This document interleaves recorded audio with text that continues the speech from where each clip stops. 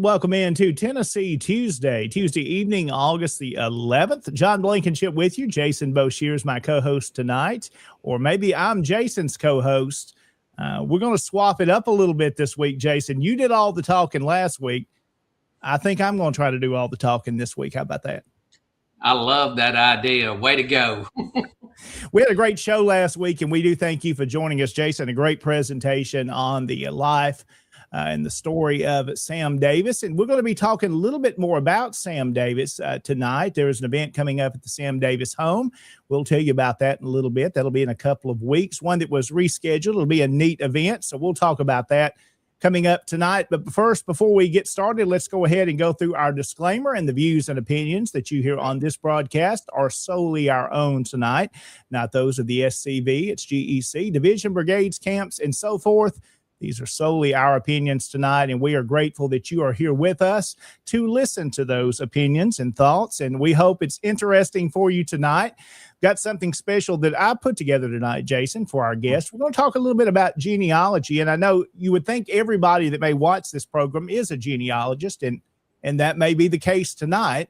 But I found out just because you like history, you might not know a lot about doing genealogy research. So I'm going to share a little bit and maybe kind of a workshop style of things tonight. We'll talk about some tips and tricks, some things that have worked well for me, and some pretty neat discoveries and some things you might forget about that you should use to research your ancestors, or maybe if you're just doing history research in general, some good places you can go. So we'll talk about that tonight and walk you through some of those in kind of a workshop style setting. And of course, take questions along the way, and look forward to hearing from our viewers tonight if they've got tips and tricks as well. So we'll go through that in our second half of the program right after our first break this evening. So let's go ahead, Jason. I'm going to show some of the folks joining us tonight. And if you want to do the shout outs, how about that? All righty. Well, Mr. Wilford Owens, thank you for joining us from the great state of Virginia. Derek T. Glover, Never heard of a Derek Glover, and I don't know where Glover National Forest is. And how much does it cost to go to Glover National Forest? Is there campsites there? That's what we want to know. Yes. Daniel Brooks, thank you for joining us with the Bidden Hardin Helm Camp 1703 up in Kentucky. Thank you for joining us. Michael C. Hardy joining us tonight. Boy, he did. I tell you, Sunday night, he had a great episode.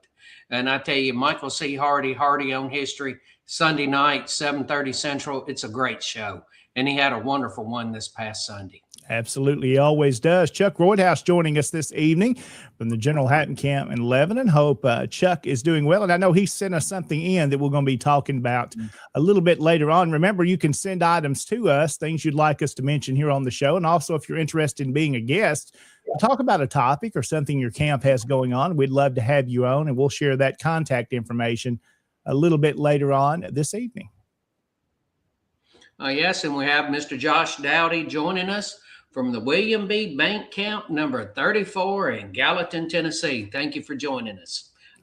Also from the 5th Brigade, the Mississippi Division. This may now we need to know for clarity exactly who that is tonight. Is that Moose? Is that Harrison, or is that somebody else under?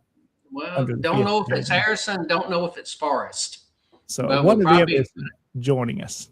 Yes, but we definitely have a Dawes in the house. That's right.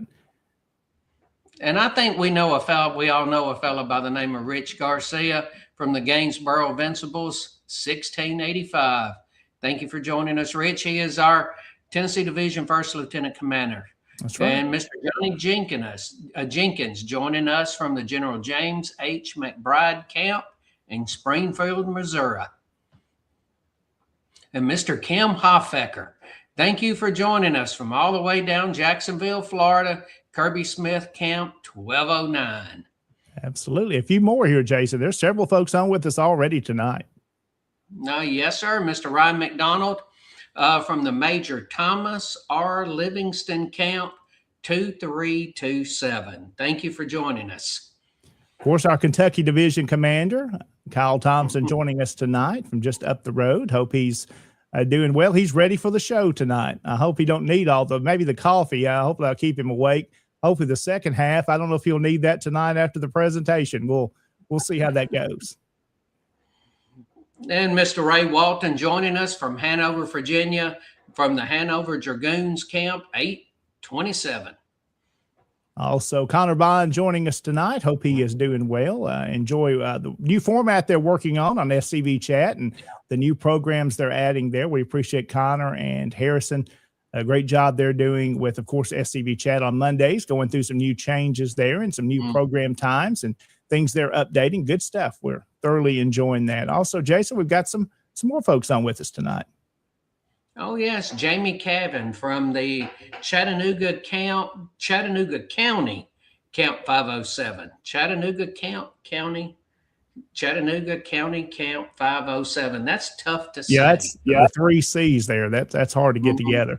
David Daniels joining us also from Gainesboro tonight. Population 979. So David which number is he? Is he number 1 or is he 979? I hope David is doing well this evening. Let's see. Derek Glover coming here. You can camp with the bears, the rattlesnakes, the wild bar if you want to. And the wild bar if you want to. Yeah, there we go. Floyd Harvey joining us, of course, from the Keller Camp in Hot Springs, Arkansas. Good to have Mr. Floyd on with us tonight. Let's see. Also joining us, Mr. Joe Moore from the Southwest Brigade, the Missouri Division. Hope he is doing well tonight. Also, one of our sponsors, the museum at Market Hall, home of the Confederate Museum there. We appreciate them being on with us this evening from Charleston, and we'll be telling you more about that museum coming up. Let's see. We've got a couple of more to touch base with here tonight that are watching. Jason, who else we got? Anybody here ever heard of a fellow by the name of David Pope? He does the Douglas Southall Freeman show on Friday nights. And he says it's a beautiful evening there in the valley of East Tennessee. Longstreet Zollicoffer, Camp 87, has joined us. We're glad to have him with us tonight. Kyle jumping in too. Kyle is getting serious about this. I think he's wanting to do some sort of wrestling program since he now has him a new USB mic. Man, he is getting ready to go. And maybe we can get the Kentucky division to do a regular show. I think that'd be something good for Kyle. He can talk well. He can do a talk show. So maybe that's something we can work on there as well. Jim joining us down the road from our camp here in Humboldt, Camp 209. He's also our chaplain in the Tennessee division. Jason, a couple of more here. Renee Sullivan, thank you for joining us, Miss Sullivan. Sydney Lanier, Chapter 25, United Daughters of the Confederacy, Macon, Georgia. Thank you for joining her on with us tonight. Absolutely. Mm-hmm. Also, Ryan McDonald there joining us this evening. Hope he's doing well.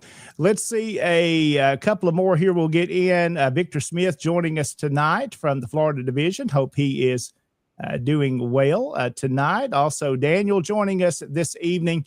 And one more here for us tonight, Jason, that's joined us. Mr. Steve Reed from the A.N. Wilson camp is now with us from Bethel Springs. I hope Steve is doing well this evening. So there's some of the folks that are on with us tonight. We'll share some more of those as you jump on this evening.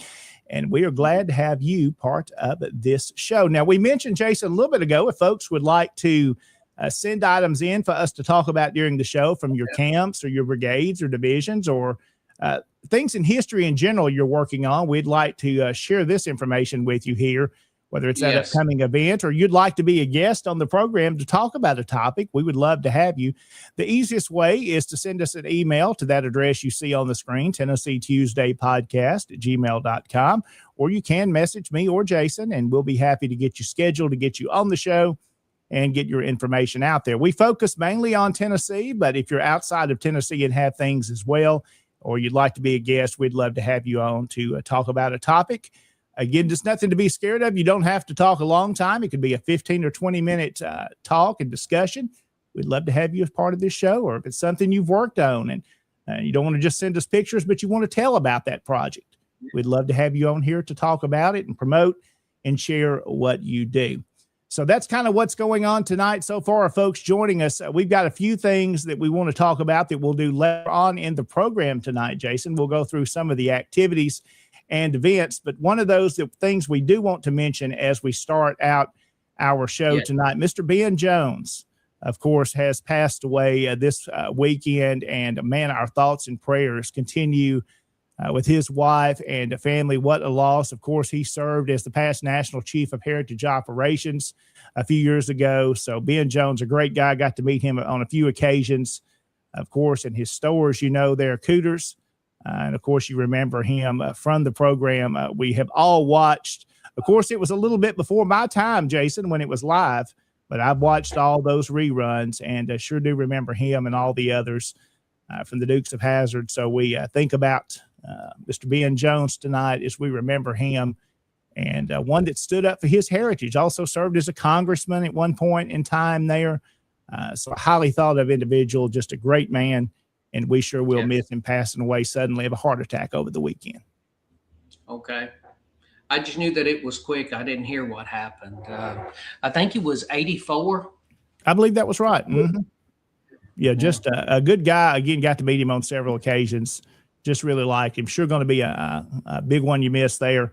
And makes me want to go back and watch some of those old episodes there of the show. Mm-hmm. Of course, the General Lee there, you saw him pictured with.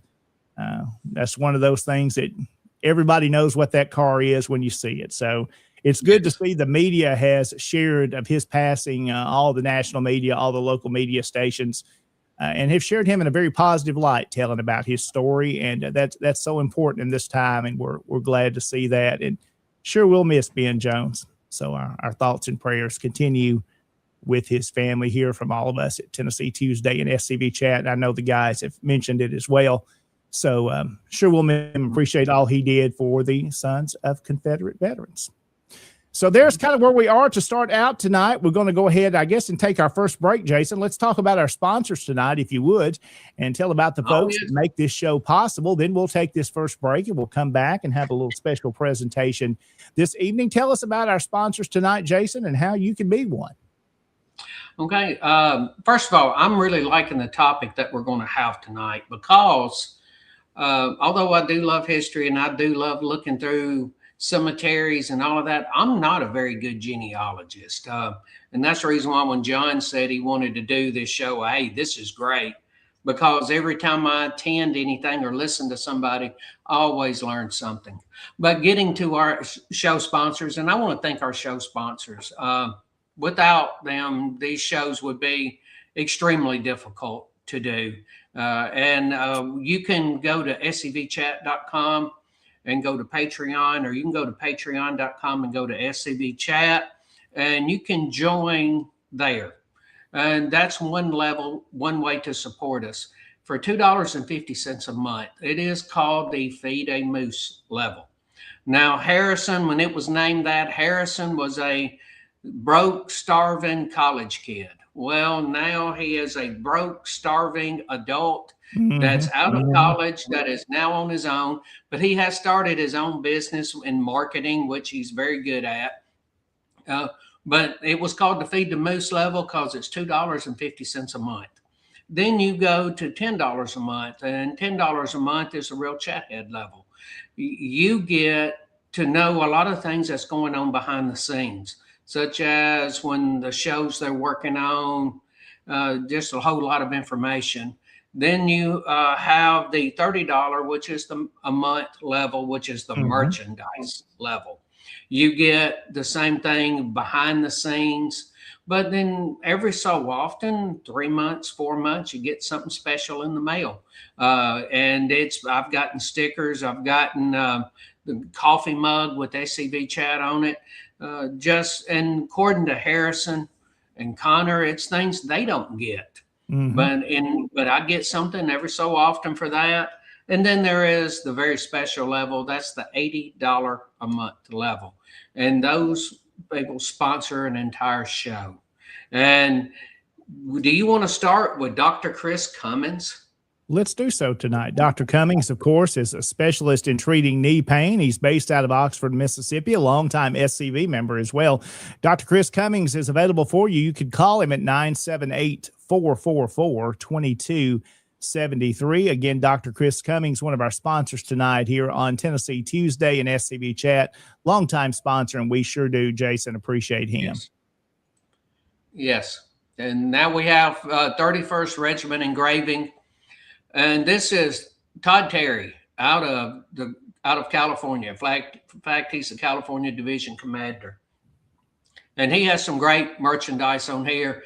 And it is custom engraved artifacts, but merchandise, custom engraved Southern themed merchandise. If you see Harrison and you watch the other shows, you know he talks about his wristband that has to his ancestor. And I've seen the earrings. I've seen the lapel pins. Of course, in the upper left-hand corner of what you see is a flask, and he can do it to whoever you want to, like 48 Tennessee Infantry, Company B. You see the earrings, the bottle openers, challenge coins. Todd does a fantastic job, and you can go to 31streg engraving.com and go show them and give them a little bit of business. Absolutely. Also, of course, Larry McClooney, who is the past commander-in-chief of the SCV, also a well-known author now who is doing really well with Paradox of Freedom, a history of Black slaveholders in America. If you haven't picked up this book, you need to do a lot of research. Years of work has gone into this, and we've had Larry on the program as well to talk about it. Just has become a great resource and has inspired me, Jason, also to do some research on some of the free blacks that were in this immediate area and have discovered a few earlier ones that are in the 1830s and 40s. So very interesting topic, and I think it'll inspire you to do research as well. You'll enjoy his book and others. Paradox of Freedom, again, booksbylarry.com. Okay, Beauregard's Tailor, a family business driven, proudly offering authentic War Between the States reproduction artifacts. They started out doing uniforms, and their uniforms were top notch. I mean, they were absolutely great. They don't do as much of that now, but they still have several pieces. Contact them if you're looking for something special or unique, and see what they've got in your size. But they have reproduction, lapel pins, t-shirts, flags, and you can go to Beauregardstailor.shop. and see what they have. Their flags are wonderful. I've seen there was a few people that were bragging about their flags come from the parade of flags at the national reunion. They said that they got them from Beauregard's Taylor. And I know a lot of reenactors who have gotten uniforms from Beauregard's Taylor. So not one stitch back. That is the motto they go by. And I know the lapel pins are very good and the T-shirts are very good, as long as the reproduction flags. So support Beauregard's Taylor .shop. Also, of course, the museum at Market Hall in Charleston, South Carolina. We've all been there. At least me and Jason have been there. Many of you watching tonight have toured this museum, enjoyed it at our national reunion in Charleston a couple of years back. Again, they're open Thursday through Sunday from 11 until 4 is their regular hours. They've been there since 1899. They also have a gift shop available. You can visit them on their website, which you see there on the screen, and also on social media on Facebook. Love following them, and we appreciate all the work they do to preserve the artifacts of our history and our heritage. The museum at Market Hall in Charleston, South Carolina. Again, that slogan, if the flag is out, we are open. So thank you to Museum at Market Hall. Oh, yeah. Great place, Museum at Market Hall. Another great museum is the Sam Davis Home and Museum. You can go to the property. You can tour the museum. You can see the letter that Sam wrote home. You can go inside the house. You can see where Sam laid in state. You can go to the grave site and visit Sam's grave, and along with the grave of several of his family members. You can go to the place where he tied his horse to the rock and to the tree on that fateful night when he was there one last time. There's plenty of things to do there. From outside, you can walk around. There's plenty of acres there. Inside the museum, you can shop for souvenirs. You can look through the museum galleries. The only thing that I ask is if you do, give yourself a couple of hours to experience everything. You know, if you go there and you think, I'm just going to be here, all I've got is 15 minutes. Well, you're not going to be able to get the whole house experience or the museum experience during that time. But walk around the grounds. You can see that it's an arboretum there. You can see trees we have several witness trees on the property, trees that were there at the time the house was built, or a time that Sam and his family lived there. And there has been a tremendous amount of work that has gone on at the home. I'm on the board, and we worked on the windows. You know, they didn't get the new reproduction windows. They had to rebuild the old ones, which takes a special kind of work to do. A home like this, a home that is this old, 200 years old, it takes a lot of work to keep it up. So there's stuff going on out there all the time. Come on out, enjoy it. Go to samdavishome.org, and you can see all of the events that they have out there. You saw what popped up there from Derek Glover about the tea room. They have a Toddler Tuesday. They have a lot of things going on out there. So go to the Sam Davis Home and Museum. All right, Jason, we thank our sponsors tonight. We'll go ahead and take this break. We'll be back in a couple of minutes and have a program and a presentation. We'll talk genealogy in a workshop style form tonight, some tips and tricks, and also some neat discoveries I found over the years and close to 30 years of research now. I love that stuff, and we'll have some good discussion. And you joining with us tonight, we do thank you. There's several other comments. We'll jump back in with you when we get back right after this. There is a place nestled in the rolling farmland of southern Middle Tennessee. A home constructed in 1837, nearly lost to the ravages of war. Saved by a servant and a Confederate general. A place where families loved and lost. If walls could talk, what stories could be told? If a place, a home, can feel love, loss, pain, surely this is one of those places.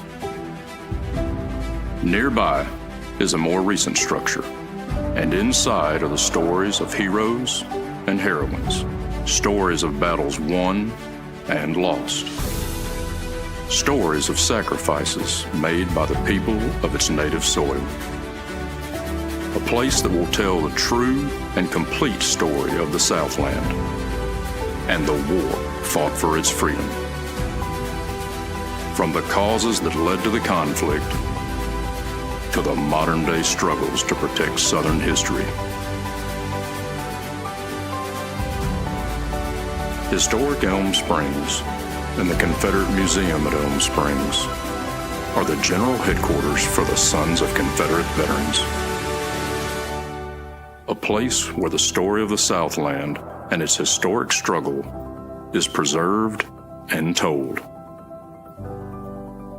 Come and discover your history.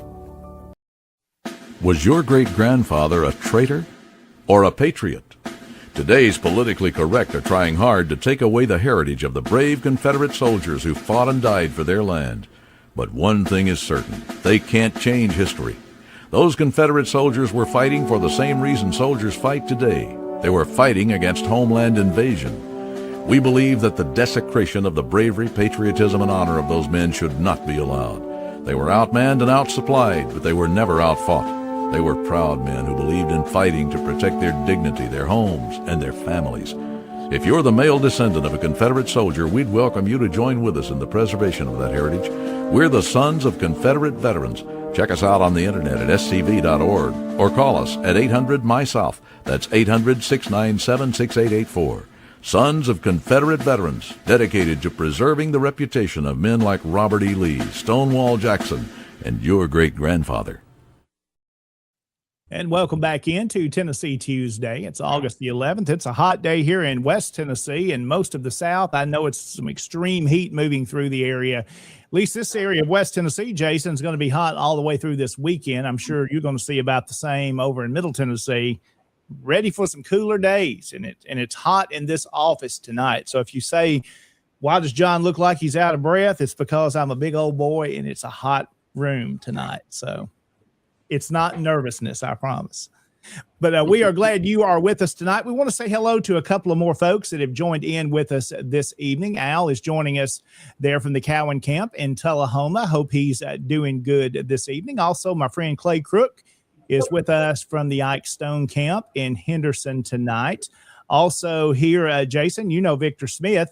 He'd love to come and talk about rifles, rails, and history. So that would be a good program. So, Jason, you two want to talk? We'll get that set up, and we'll get Victor on with us here on the show.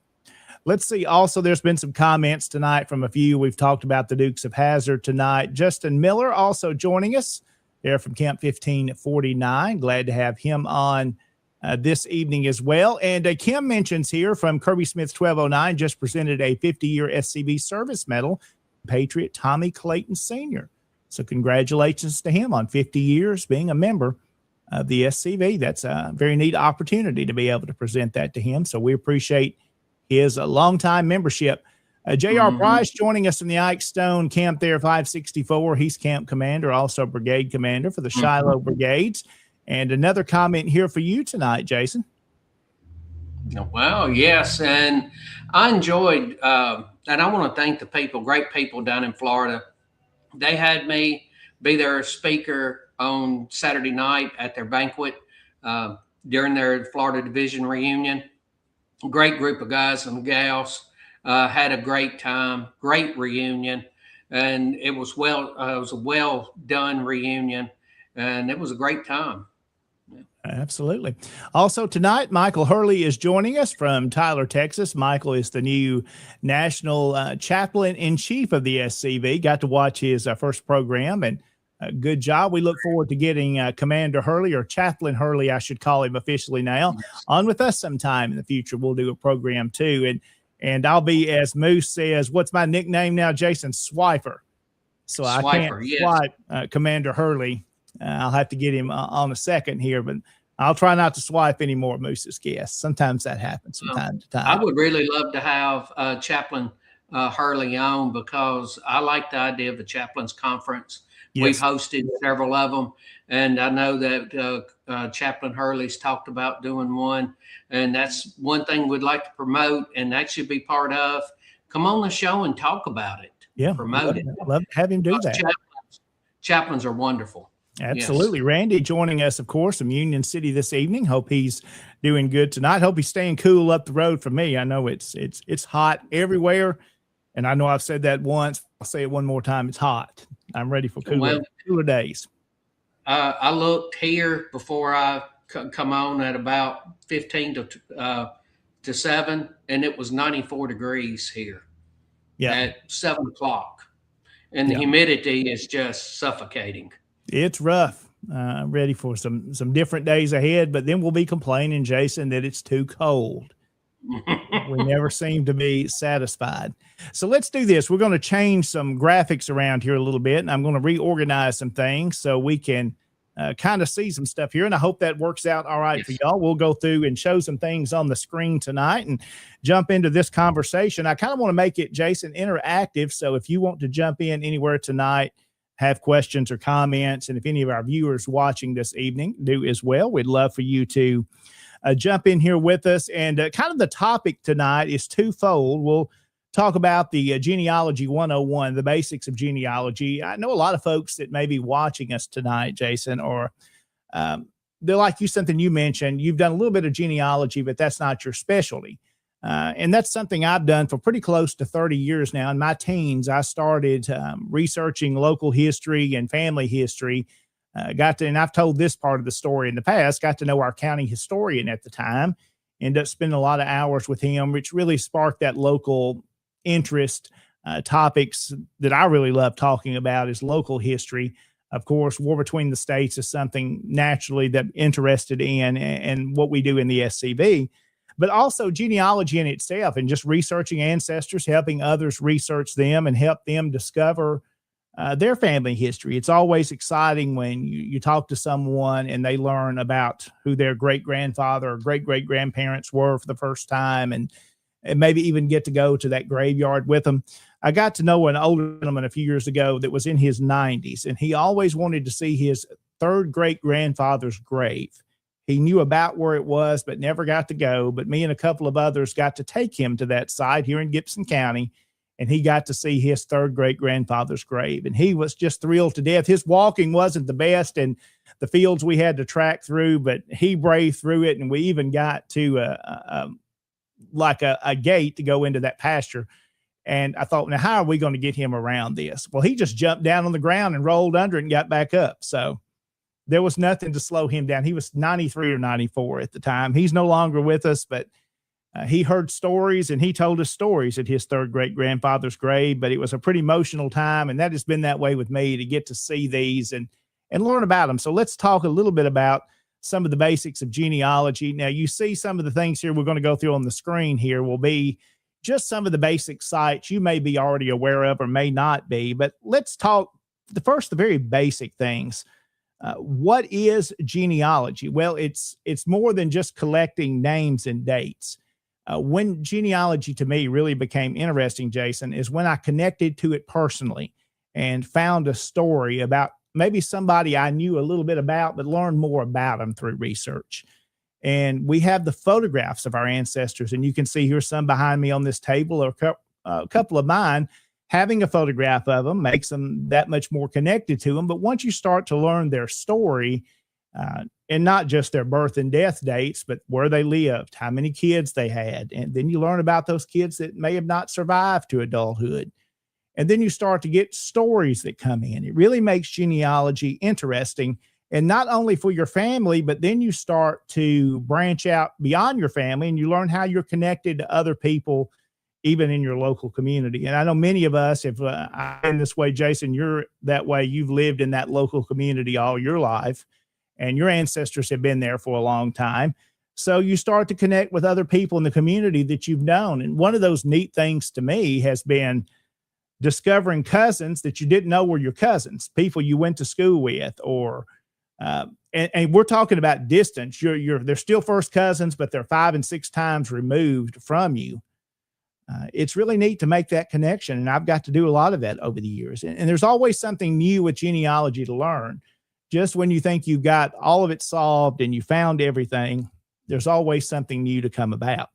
Now, some folks, Jason, like to do the basic genealogy. They want to know who their grandparents were, who their great-grandparents were, where they lived, where they died and buried, and that's all they want to know. They're good with that. But then some like to go a little deeper. They like to learn everything they can about them. And a good example is an ancestor of mine who is my Revolutionary War patriot. He lived in Wake County, North Carolina, until he came to Gibson County in the mid to late 1820s with his son-in-law and also his son and two daughters. They end up settling here. Well, he died here in 1836. So he's buried somewhere in an unmarked grave. Now, you look, that's 190 years ago when he died. You would think you would not be able to find anything about him besides he was in a census record and he was here. Well, you can really break this down, and we will tonight, some of these records where you can find information about these ancestors. For example, you would think a man, again, that's been dead 200 years, 190 years, you're not going to know anything about his life, the things he owned, a little bit more about who he was as a person. But through different records, from letters that have come about in different locations, from stories, from deed books, from probate records, from estate sales, you learn so much more about these ancestors. And he's an example. From 1837, I have where his estate was sold and the items that he had. So you can learn a lot of what was in his house. One of those things was a family trunk. They sold the family trunk to a relative by marriage. You think about more, wouldn't I love to have that family trunk today? What was in his family trunk? But we learn about him. We learn the tools that he had on his farm and the things that he used. Then through research and using such things as your state libraries and archives, we'll use TSLA, Tennessee, of course. They had some records that are some cousins that are connected to me and connected to him. Well, in some of these microfilm boxes that they had is a letter from my fifth great-grandfather, or it's about him. It talks about Uncle Zach fell off of a horse, basically, and he would be crippled for life. Well, then there's some other records you find, according to his pension records, that he was, I'm paraphrasing some of the wording here, that he was to that same effect. He was crippled and would no longer be able to work. And he was an older man at that time by that point. But through these records, through such things as his service record, and he applied for his pension. Well, he had long since lost his discharge papers, but he tells so much in that record. He tells the exact date of his birth, December the 17th, 1754.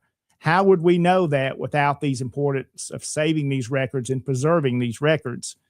And that a man that's been dead 190 years, these things are still here. So we'll talk a little bit about that tonight, the different kind of records you should research and things you can use. Of course, let's go through the basics here. If you're new to genealogy, Jason, I'm going to ask you some of this here, and you can jump in if you want. Tonight, if you were going to start doing genealogy, what would be the first thing you think you would do? You're new to it. What do you need to do to get started? First thing I would do to get started, let's see. First thing I would do is, well, what I did then, go and talk to my oldest living relative. That is very good. Mm-hmm. And you go and you talk to your oldest living relative, and then you realize talking with them, some things have become uncovered. It's like one of the kids somewhere along the way is really into this. And you talk to them and you find out things and you see what they did. Now, when I first started looking at all this, you didn't have internet. You actually had to get in the vehicle and go to the museum or to the library or to the archives. You couldn't sit there and look at Ancestry. So the first thing you would do is go and talk to your relatives. That's very good. And that's exactly right. You get the information that you can get before you start to go. Even but when I first started this, I'm the same way, Jason. I still am pre-internet. Before there was very little online. You had to talk to people. You had to go to courthouses, you had to go to libraries to get started and look through those old census books after somebody gave you names. The very first thing, of course, and I'm going to show you this, and most folks have probably seen some of these forms. These are on Family Search. This is a site that's operated by the Mormon Church and records they compile. It's a free site you can join. But one of the differences of this one, Jason, is compared to, say, sites like Ancestry.com. Again, we should mention we're not sponsored by any of these tonight. But Family Search is, of course, it's a free site that you can use, but it has what's called a collaborative tree. Everybody is working on the same tree in compiling information. So there's some differences in them, but a lot of the records that you can use and get access to are shared between some of them. Each one have some different records. But getting started here, one of the things I did when I first got started, I had a cousin that's a member of the Mormon Church that had done research through their libraries they have in Utah where she lived. And she got me started with these very simple forms, these family group records, where basically I wrote down the stuff I could get from my grandmother. I would get who her parents were and get all the children. Well, she didn't know all the birth and death dates, but at that point, then I could go to census records and find them. So it's just fill out as much information as you can. And then there's a couple of others on here, and this is free. This family group record, this is the same one. Really, the form I don't think has changed in the past almost 30 years because it looks like what I got started with, just filling out this basic information of what you know. Take it to your grandparents and sit down and fill these things out and get started that way. That's the easiest way before you really get into the sites and get digging, do the very basic things. Now, of course, we'll get into the Ancestry and the other sites that are out there momentarily, but remember, not everything is online, and I need to stress that a lot. Ancestry can get your basic stuff and you will discover things, but remember, you still need archives.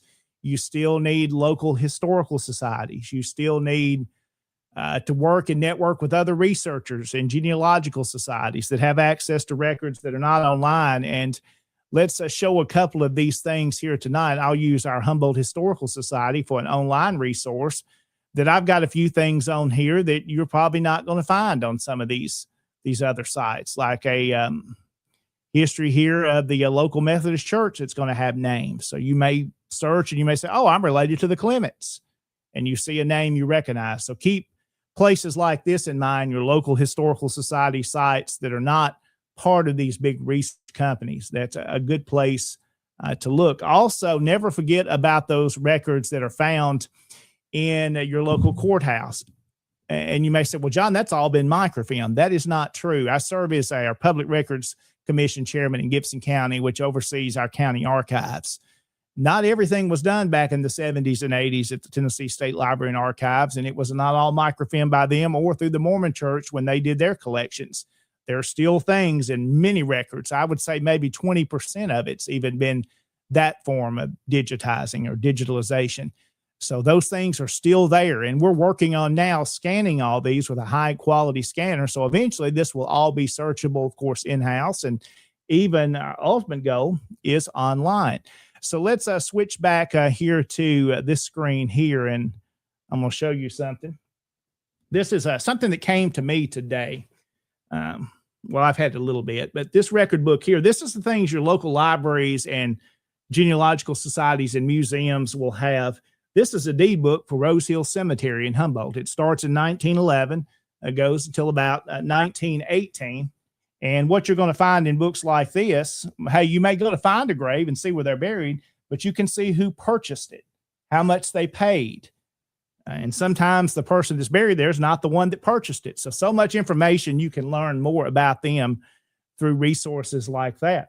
Other maps, I picked this one up recently from an estate sale. These are some old topographical maps here, and I believe this one may be of Gibson County here, but this is just another example of things your local libraries will have that you won't find online. So don't forget about making those trips to those locations. Always encourage you to support them as well, Jason. Many of them, your historical societies, need your financial help. That helps them preserve these records and locate these records. Another thing to use is church records. Now, you say, well, that's not much of that's not online. You're not going to find very many of those online. Maybe over in North Carolina and Virginia, you'll find some of those old record books that may have been microfilmed, but like in Tennessee, not a whole bunch of those have been. And here's a recent thing that I have brought in for our historical society. These are the, it's like a Sunday school class roster book. And this one here is from I think it's 1911. We'll show you this little book here. It's just a little roster of members of a Sunday school class. And you can see their names, how many they attended here. And those are good research resources as well that you'll find at local libraries. Don't forget to call your local churches in those communities. Ask those that question. Most people will be happy to help you. You'll find a few along the way, like, we don't have any records. Now, some of them might not show you those, so you have to keep that in mind. Some of those are not so public, but a lot of the older records, they will have somebody in their local library or somebody that's the church historian that has information there. So don't forget about those resources that are out there. And this is after you've done your real basic genealogy. You've got names, places. You've pretty much done all you can do online. And never give up. There's always something new coming online, but you've got to still go to some of these places. Another thing we do in the SCV is we write a lot of small local histories on different ones. Now, this is a book that I picked up. This is out of Pittsburgh Landing, or Shiloh, we know of. This is an illustrated account about Vincent and Shiloh cyclone from October 1909. So these are just little small histories that I picked up on eBay, but it's got a lot of local information and a lot of local names. So keep in mind when you're researching, that sends you to places like eBay and auction sites, always looking at eBay for local things in this community. And one of the neat records, Jason, I found probably about 15 years ago on eBay was for my fourth great grandfather. It was a sale of a piece of property in Gibson County that had made it to, I believe it was California is where it was located. Some guy had picked it up in an estate sale. That's the only provenance he had behind it, but it's from the 1840s. And it's from Gibson County. And it happened to have his name on it. I didn't know much about him at the time, but I recognized his name. So that's just another example of things to do. And then you have little books like this. This is Confederate States paper money. Just little books like this that are out there that have been written by local historians. It's got, not only does it show the different, I know Derek would really like this type stuff, the different bills, but it's got names of who was involved with stuff like that. So there's more things that you need to pick up. Here's another one that's similar to that same type thing. It talks about Civil War bullets, but it also has other local names in it as well. One of my favorite books I like from this area is called Glory in Tears. It was written by Rebel C. Forrester out of Union City. It talks about Obion County and that area before the war and during the war. So it's full of great information. It's got some neat letterheads, a lot of local names mentioned. So always look at those books when you go to your local libraries. Another resource, you may say you're looking for photographs of your family members. Now, we'll get in a little more modern times now. Don't forget about yearbooks. Those old yearbooks, your high school yearbooks, they're going to be, of course, filled with images.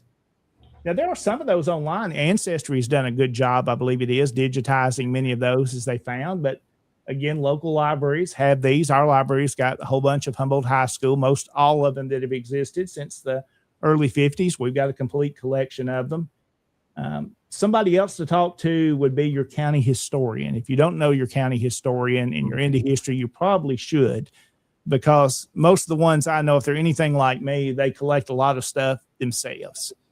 And I want to be able to share it with folks. It doesn't do me much good if it's just sitting in a closet. I like collecting it and researching it, but I want people to be able to access it. So I get a lot of questions that same way. What do you know about so-and-so? What do you recommend? And well, then you've got these records like this. I always send folks to. A few comments here.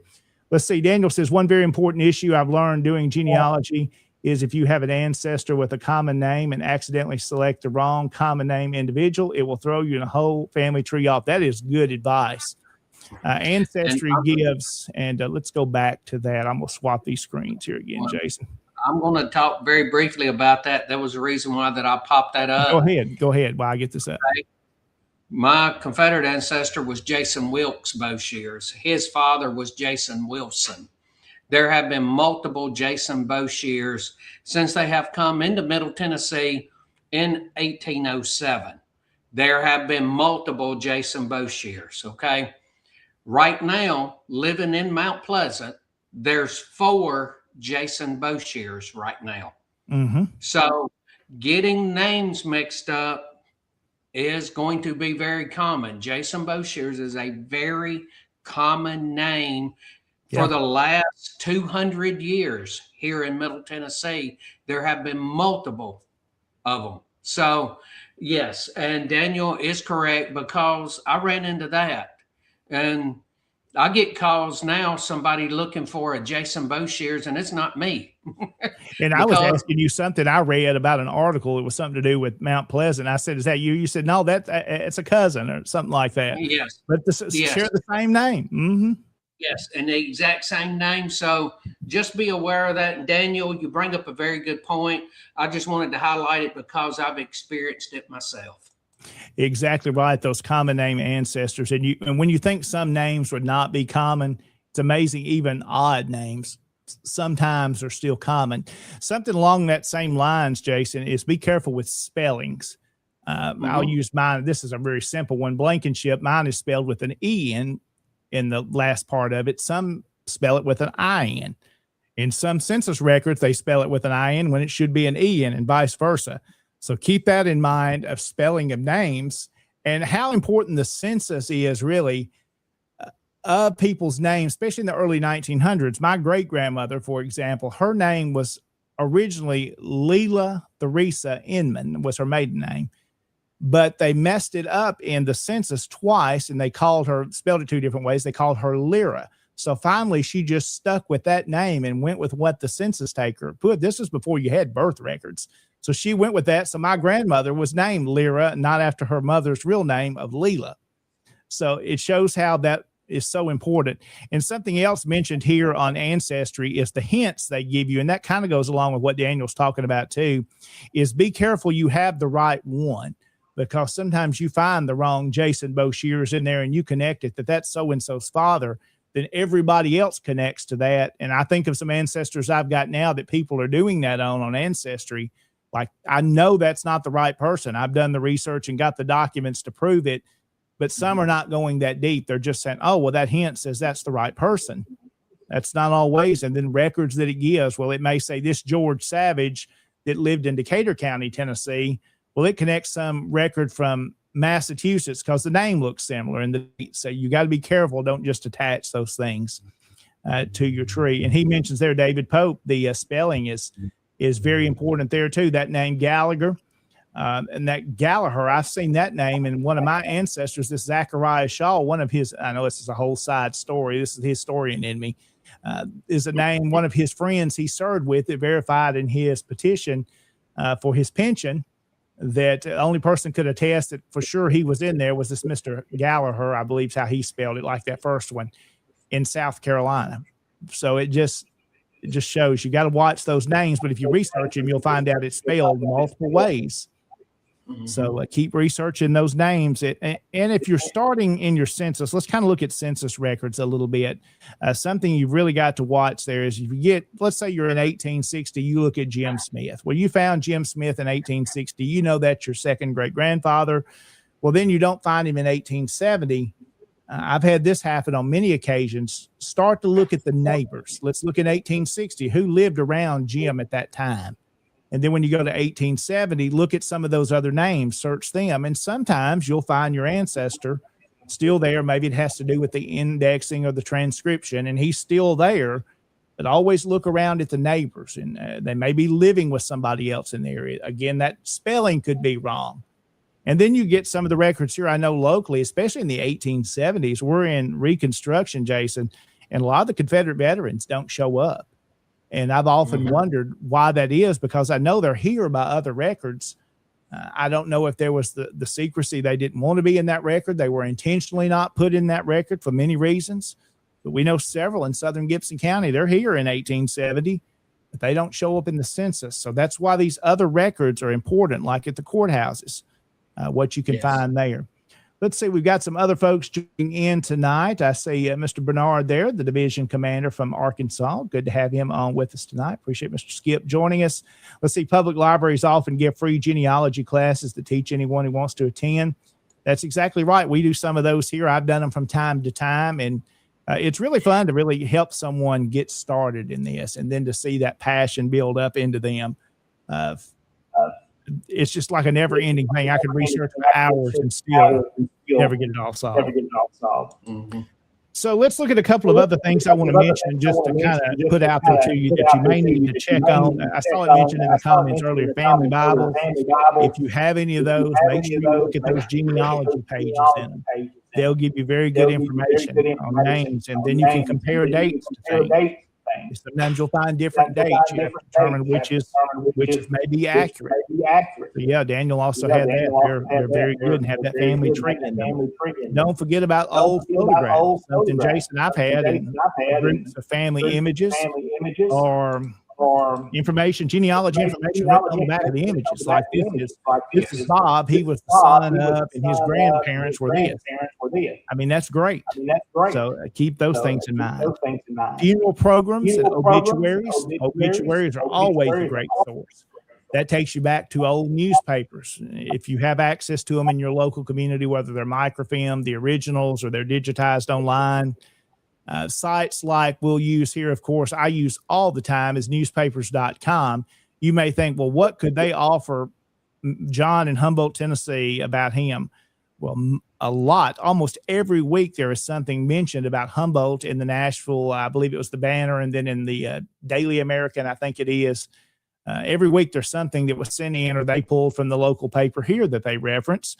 My second great-grandfather that you see behind here in the oval frame, the three different newspapers in the state that had access that was sharing local information has his obituary.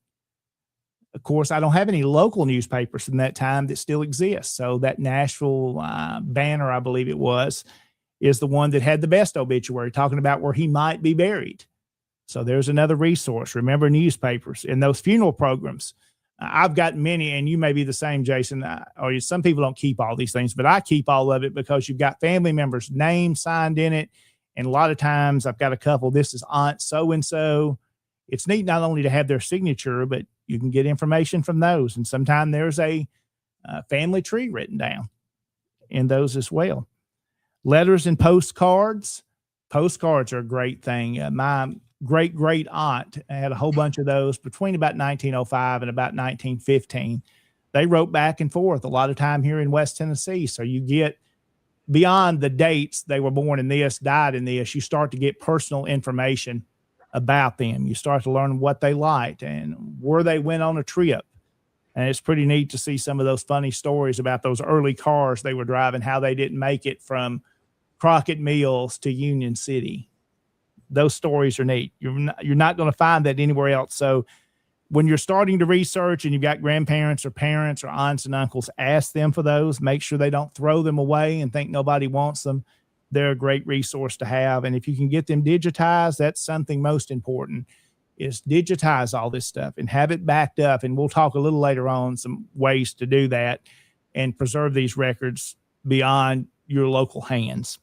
Also, marriage certificates are another great resource. You'll find a lot of those online, but sometimes it's still good to go back to the local records. One that recently I've started researching on here, Jason, and I'm going to drop back out of this screen here, is after Larry McClooney's book, Paradox of Freedom, it got me a little interested in some of the local blacks in this community and pre-Civil War and those that may have been free in this area. And there were several in Gibson County. And one I recently came on was a free person of color. It's written on their ancestry certificate. I found a microfilm version of that. And it says that this is in 1859, and his lady he married was also a free person of color. So I said, well, I'm going to go to my archives. They have the original certificates there, and then get a high quality resolution image of that. And how neat that is to see, because there's someone that signed and said, hey, I'm saying these two black people at this time are okay to marry. So you get a lot of names, you learn about people around them. And that's just another reason that marriage certificates are so much. You find out many times who was the person that married them. And then that connects you to a local church. Maybe you don't know your second great grandfather and grandmother, where they attended church. Well, then you see this man here that signed it. Let's say, I'll use an example, Nathan Sullivan, longtime Methodist minister in this area. Well, I know, just some simple Google searches will tell me he was a Methodist preacher. So you can learn things about maybe where they attended church. Military papers are always great. Discharge papers. We even think to modern times, even these older ones, what great resources. Never forget about deeds. Deeds tell you so much. It tells you about neighbors around. This is another one, going back to what we said earlier. If you're researching, Jason, look around the people in the census that were around you. Let's say Jim Smith is the ancestor you're looking at, but over here you've got Brenda so-and-so that lives next door. Well, go find her or him. Let's say the hymns, because that's mostly where you're going to find in these older records. And then go find their deeds and go to your registered deeds office. And then you might find your ancestor that lived next door to them, learn something new about them. Scrapbooks are always a great resource. We probably all had somebody in our family that has kept a scrapbook. Many just say throw those things away. They're just newspaper clippings, but that's another source to start you finding things. If they kept it, it was important. You're going to learn something about your ancestor, and they've probably stuck other things or made notes in there. So scrapbooks are important as well. An interesting one to kind of share with you, a story here, Jason, as we get ready. I'm not going to go too much longer. We'll get ready to wrap up just shortly. Is a cousin of mine who lives in Columbia. We have our common ancestor would be my third great grandfather. It would be her second, I believe is right. So I have a photograph here, and I'm not sure who it was. One my grandmother had in her collection. We knew what side of the family it came from by the box that it was kept in. That's another reason to keep stuff together, because that can tell you something by what it was with. If it's been in that box since the 1940s, there's a reason why they were kept together. Don't separate them out until you learn something about them. So that image is in there. I'd met these cousins several years before, and we knew how we related. And I was sharing through pictures, and this is as digital stuff becomes a little more available 20 years ago, and scan this image and email it to her. I said, and with a whole bunch of other ones, do you recognize any of these people? Do you have any of these pictures? And the first one I sent was this one. She said, I know exactly who that is. That's my second great grandfather, or my great grandfather. I said, oh, well, that's James Madison Jewell. Yeah, that's exactly who it is. I said, how do you know that's him? Because there's no name written on it. She said, well, and then she took a picture and emailed back of one of those oval frames of an image of this man hanging on her wall. So we know exactly who it is. But what is so neat, on the back of my original small CDV image, it's about that big, says bust of man on the back, that they were duplicating an image. So the one she has is made from my original image, because hers is the bust of that man, that same image. Now, these two families have been separated at this point for more than 100 years. I have that original image. Her copy was made from my original image 100 years before. And it just shows how important it is to share your images with each other that you might not think you can ever identify. And that way we were able to identify those and others that I'm like, I have no idea who these people are, why they're in my collection. Well, then they're her closest relatives. Because most of the time you didn't keep pictures of your own people. If you had them made, you gave them to somebody else, because it was a big deal to have an image. I think of like these little daguerreotypes that are here behind me. They didn't hang on to them themselves. They gave them to someone else, because now we take pictures all the time of everything. It was a big deal to have photographs. Now, I'm grateful, as we've talked before, to have so many of ancestors that have been able just to be in our collection. Someone somewhere thought it was important to keep all these, and I'm glad. I wish they identified them all and said who they were. Last couple of things here as we wrap up. Let's talk about those resources again that we go through and recommend that you probably know about. Of course, we started with Ancestry. Again, that's subscription-based. We're not sponsored tonight by them, but that's one of the main ones that's out there. There's others that you can use. There's a genealogy bank. There's tons of them. But this is probably the most popular one to build your tree on. I've been using it for several years. It does get expensive if you're just a new genealogist. Don't do it a lot, but if you become really serious, you'll use it all the time. Let's see here. the tale, through the Tennessee State Library and Archives. They have a lot of online records for Tennessee folks. Absolutely. If you live in Tennessee, you'll be able to access the Tennessee State Library and Archives pays for tale. That's Tennessee Electronic Library. You'll have access to census records and a lot of other things on there too. There's some newspapers on there as well. So make sure you just search tale, if you will, you'll find it. Let's see. Also, I see Daniel Brooks has another comment there. Search the internet for a possible last name history book. That's true. And I've got some of those too that I have found through family history that maybe just has one or two. I probably paid $65, $70 for a book just to get one name and one tidbit of information. If you're serious about this stuff, you want to have that information in that source. Sources are very important. Document your information, where it come from. We've all been guilty of having something or researching it, not writing it down where it came from. We refined our own discoveries and have no idea where we found it. That's not a good feeling when you need to go back and find it again. Well, where did that come from? Make sure you document these sources. As we go through again, Ancestry, Fold 3, we probably all use that in the SCB or somebody has to get access to military records. My personal opinion, it's a hard site to search. It's not the easiest search engine built into it. But once you start to get familiar with it, you can find things pretty good. When you're doing, of course, War Between the States, you're looking at your Confederate records. Look at those other people that served in those companies. A lot of times you'll find them. You may even get a little bit of information about them, maybe how tall they were, their complexion, their eye color, hair color.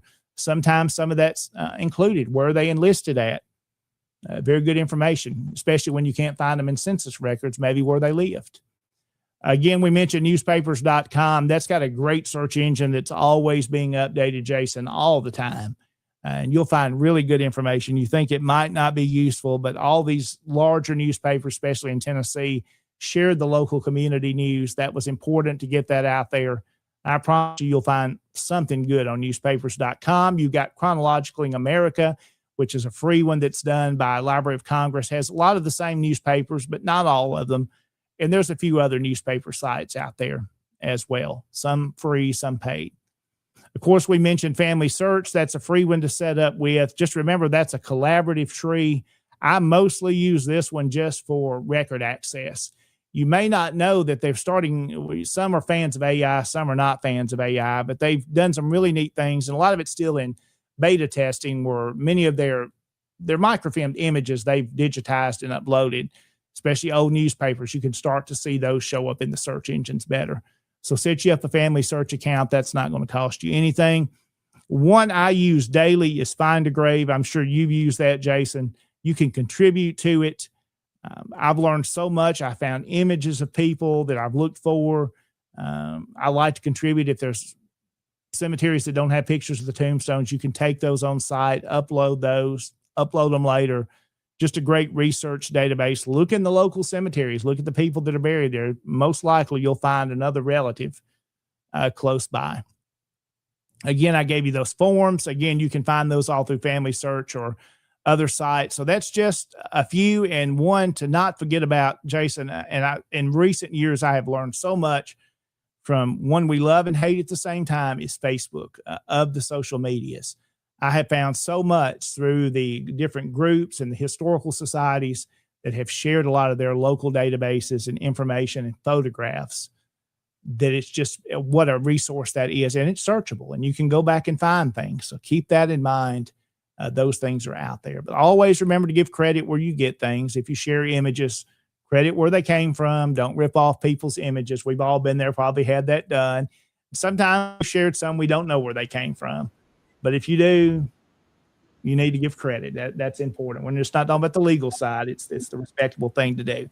And I'll close this conversation. We'll take a break here and close out the show tonight with this little book here. This shows you why you should never stop looking and researching and thinking you're never going to find things. This little book here, this little photo album, a lady sent me a message. I've probably been close to 5 years ago now.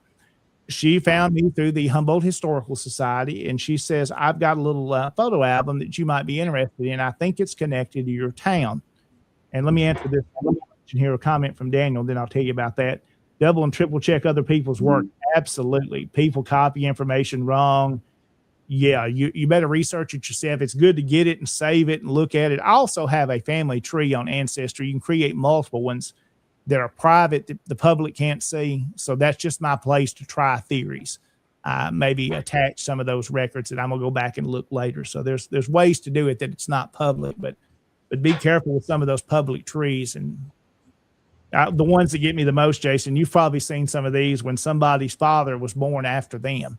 Like, that is definitely not correct. If the father was born in 1850, the son was born in 1820, something's not right about that record. Or you share an image that's obviously something from the 1930s or 40s, and you say that's an 1810 image. Like, yeah, there wasn't photography then, so that's probably not them. So that's something you have to keep in mind. That's why sourcing stuff is so important. But this little album here came to me through a lady that was, I believe she was in, I think it was Michigan. I'd have to look. Michigan or no, I think it was it was Oregon. She is an antique fanatic, is what she called herself. She's also a photographer, so she likes old photography. Well, she picked up this little book. They were throwing away at an antique store, just free items they just need to clear out. Now, there were 3 of these little books. She only got one of them because she said she didn't want to be greedy. Now I'm like, well, I know they were all of the same family. Why didn't you get all 3 of them? Well, she did go back and the other ones were gone. I'm hoping I'll find the other 2. But this image has some writing on some of the images here. Now, are these people related to me? Yes and no.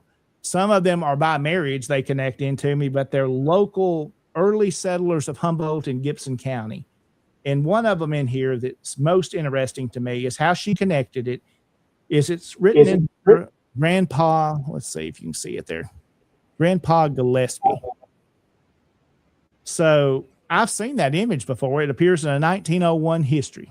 Well, that's how she found out it was Humboldt, Tennessee. So this is an original image. He's our pioneer citizen of the county. He died in 1877. Also in here, there is an image, and it's kind of hard to show that. His wife, who died in 1866. No image had been known of her before. And there's several of them in here, and they're identified. There's men that worked on the railroad in those early days that they were friends with. Jim Collinsworth's on here tonight, and I know he's seen this album because a lot of these have got closer relatives of his in it. But it just shows you never give up hope that you're going to find images in how the local groups, the local historical societies can help you find these things. Never be scared to reach out to them, because most are enthusiastic about sharing this stuff with you. Every once in a while, you'll find somebody not so enthusiastic, but most are willing to share and willing to help. And I want to be that same way. Again, you can spend a lot of time at it. Don't overdo yourself. Don't burn yourself out. And don't think you'll find it all at one time. You will hit those brick walls. And there's some I have now I just want to know the answers to. Probably never going to find those answers, but we'll keep looking. So this is a statement I found, and I wish I could contribute talking about sources to the article I found a while back, but I wrote it down on a piece of paper because I thought this statement was good. It says, genealogy begins with a name and a date, but if you keep digging, eventually that name becomes a person again. Mm-hmm. When we start, we just see their name and dates, but after you start learning more about them through records and stories and whatever you can find, they become a person again. Remember, when you go to the cemetery and you look at these, especially these older graves, remember that old saying about that dash. These people were real people. They lived a life in between. They had struggles. They had accomplishments. They went through heartache. I think of these 19th century ancestors and further back when so many children died young. And the heartache these people went through, Jason, it's amazing that they survived and thrived. I think about our Confederate ancestors, which is our main focus on this show, what they went through the war, what they came back to in their homes being destroyed, families being torn apart, children that died off, never knew what happened to them.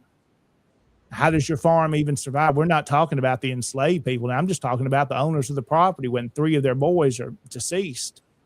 Your whole family has changed, your whole way of living, even for the enslaved workers themselves on the plantations, Jason, their lives totally changed as well. And the South was left in a tough place. But you know what? We see through our ancestors have all seemed to somehow make it through that, and they have somehow survived. Man, they're a lot stronger than we are. So I think that's why I love love learning about them and be connected to who these people are. It's really neat to be able to say that my Revolutionary War patriot that served in North Carolina, who was at Charleston and watched that siege, that he tell about in his pension, that he was there when that happened, that not too long ago, I got to go to that location, Jason, where he was. It's pretty neat to found in our country. These are our ancestors. These stories you read about on these Southern battlefields. Somebody asked me, they said, why is this so important to you, your Confederate ancestors? Because they fought, bled, and died right here. This property I'm on, we know soldiers died on this piece of land. Yes. It's where it was fought. So it's important. It's important we preserve history. We preserve, I know there's a cemetery now we're learning about in Sevier County, and I hope to have more information for folks soon, but they're working to save that because of developments. And that's an example of how history has been lost because of these things. And that's part of our responsibility, not only as the SCB, that we're working to preserve our ancestors' stories. We fight and defend them in the Tennessee Division. We've got some things we fought for in the past. The Forest Equestrian Plaza, General and Mrs. Forrest Grave, that's another example of what we fought for. Did it cost a lot of money to get to this point? Yes, it did. But was it worth it, every dime of it and more? Because now the General and Mrs. Forrest are in a safe place. And it's the same thing we want to do to our ancestors. We fight to defend them, their final resting place, their memory, their story.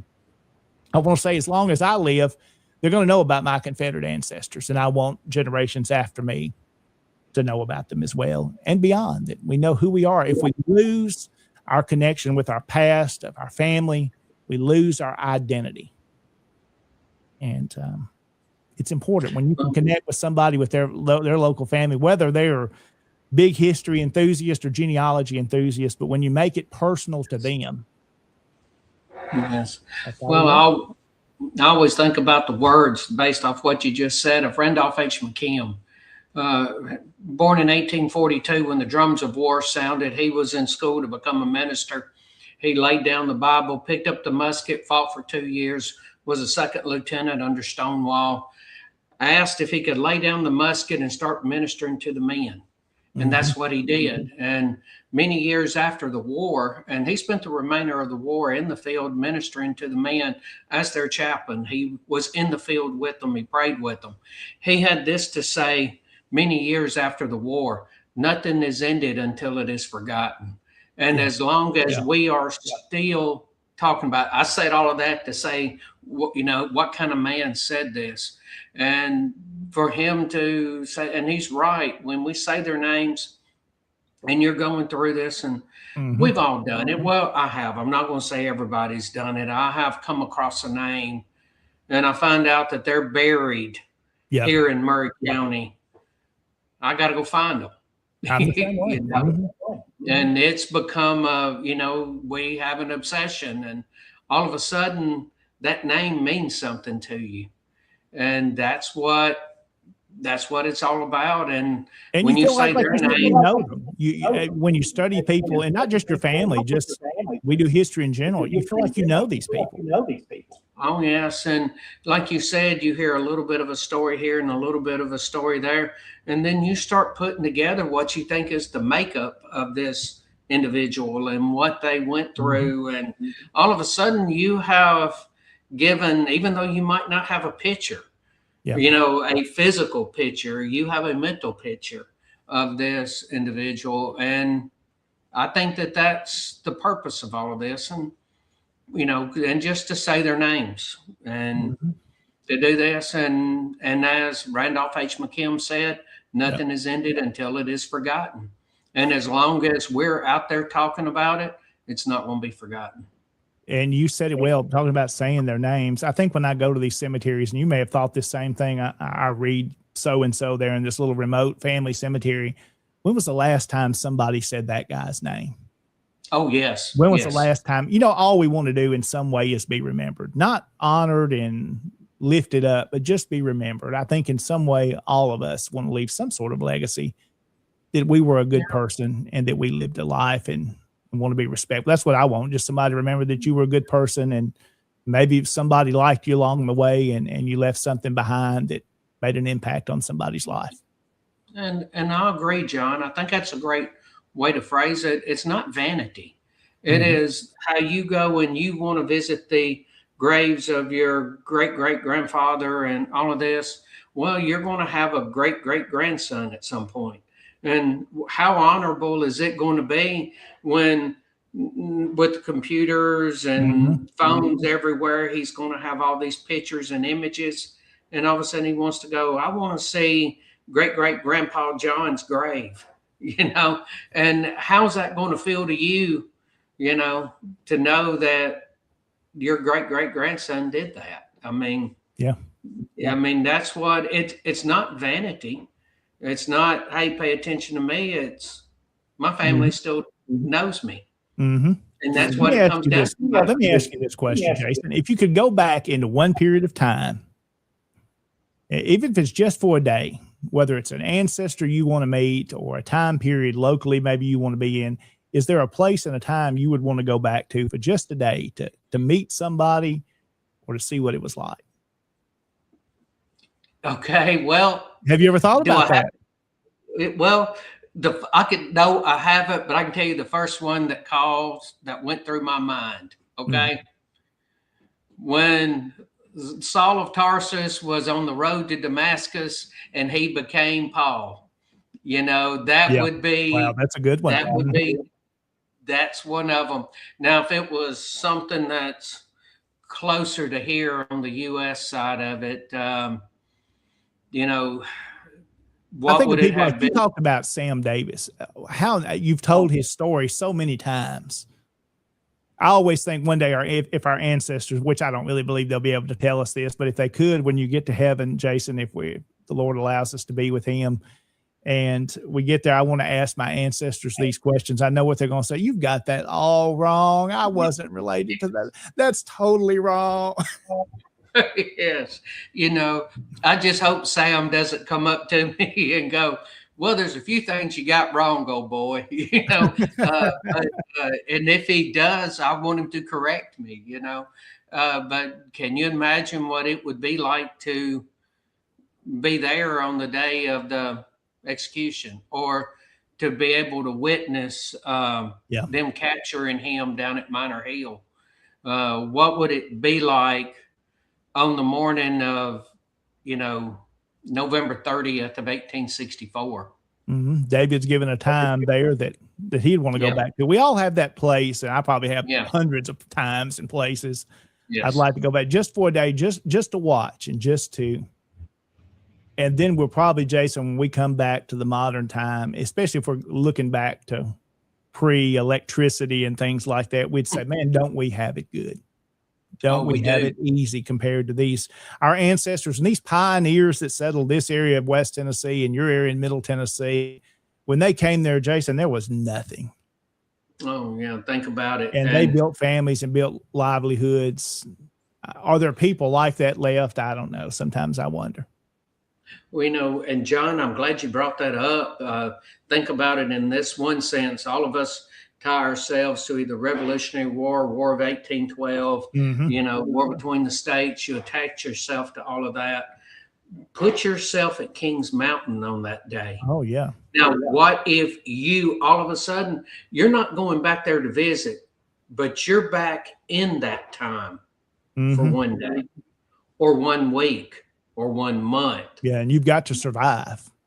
How would you're getting up in the morning, let's say that you're rural farmland, you're having to get up before daylight and you're milking cows, feeding chickens, chopping wood, gathering water. All of a sudden you've been up 3 hours and it's not even daylight yet. And you have to make your own food. You don't drive through a McDonald's drive-through, if you were, let's just put it this way. What if you were gone to that town for 1 week? What would a shower feel like when you come back? Oh, yeah. The easy life we have. And think about our ancestors the other way around, Jason. If they can, I think about the ones, if they came back to Humboldt, Tennessee from the founding days, the 1850s, would they even recognize this area? Would there be things they know or like what happened? Yeah. Yeah. What happened to the bridal shop? What happened to, the tack shop, the person that made, stuff for horses, because that's long gone.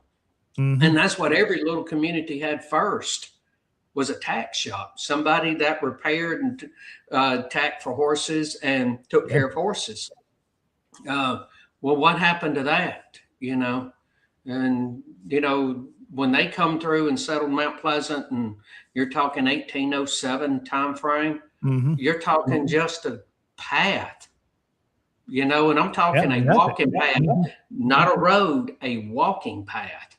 Yeah. And because this was, as we all know, this was all Indian territory at It's this time. wilderness. I mean, that's really what it was. Yes.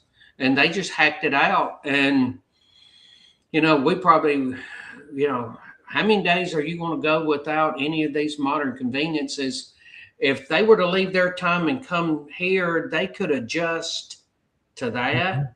But can you imagine us having to go back to that? What I mean, if you we think of were the travel to get to where they came Oh, from yeah. to here, and then they'd send back for their families. How in the world did you send back for your family, and how long that took? Oh, yeah. I think of here in Gibson County, within 3 to 4 months after the county is officially established, they're already talking about in the records building bridges over the Forked Deer River. I'm like, to me, that's amazing how fast and what they accomplished. Already building a bridge. Now, that bridge is not what we think about today. But it was something. We think about people floating the Forked Deer River. If you're familiar in West Tennessee, you know the river I'm talking about. It's not very navigable today. It's changed. It's been rerouted over the years, but that they were floating things up, and that's how, before the railroad, that's how things moved around.